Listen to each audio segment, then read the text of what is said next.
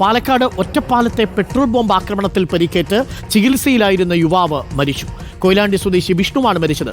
വീട് നിർമ്മാണത്തിനെത്തിയ 6 തൊഴിലാളികൾക്ക് നേരെയായിരുന്നു അയൽവാസിയായ നീരജ് പെട്രോൾ ബോംബ് എറിഞ്ഞത്. ഇക്ബാൽ ഇറക്കൽ ചേരുന്നു കൂടുതൽ വിവരങ്ങളുമായി. ഇക്ബാൽ, എപ്പോഴാണ് അന്ത്യം സ്ഥിരീകരിച്ചത്? അങ്ങനെയാണെങ്കിൽ അതൊരു വലിയ കൊലപാതക കുറ്റമായി മാറുകയാണ്.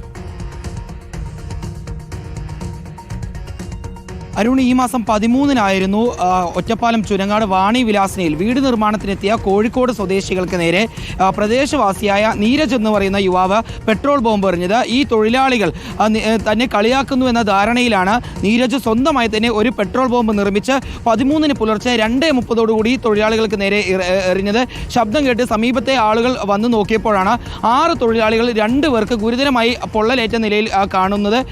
ഇതിൽ 2 പേരെ ഉടൻ തന്നെ തൃശൂർ മെഡിക്കൽ കോളേജ് ആശുപത്രിയിലേക്ക് മാറ്റി ചികിത്സയിലിരിക്കെ കോഴിക്കോട് കൊയിലാണ്ടി സ്വദേശി വിഷ്ണുവാണ് ഇന്ന് പുലർച്ചയോടുകൂടി മരിച്ചത്. വിഷ്ണുവിന് 40% ശരീരത്തിൽ ഈ നീരജിന്റെ ആക്രമണത്തിൽ പൊള്ളലേറ്റിരുന്നു. കഴിഞ്ഞ കുറേ ദിവസങ്ങളായി ചികിത്സയിലായിരുന്ന വിഷ്ണു ഇന്ന് പുലർച്ചയോടുകൂടി മരണപ്പെട്ടു എന്ന വിവരമാണ് പുറത്തു വരുന്നത്. വിഷ്ണുവിന്റെ സുഹൃത്തായ പ്രിയേഷിനും നീരജിന്റെ ഈ പെട്രോൾ ബോംബ് ആക്രമണത്തിൽ പരിക്കേറ്റിരുന്നു. പക്ഷേ പ്രിയേഷ് കഴിഞ്ഞ ദിവസമാണ് ആശുപത്രി വിട്ടത്. വിഷ്ണു ഇന്ന് പുലർച്ചയോടുകൂടി മരണത്തിന് കീഴടങ്ങുകയും ചെയ്തിട്ടുണ്ട്.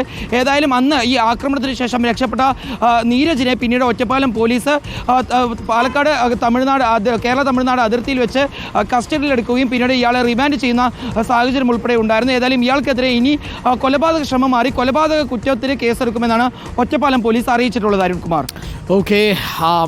അങ്ങനെ പെട്രോൾ ബോംബ് ആക്രമണത്തിൽ പരിക്കേറ്റ വിഷ്ണു മരിച്ചു എന്ന വാർത്തയാണ് പാലക്കാട് നിന്നും വരുന്നത്.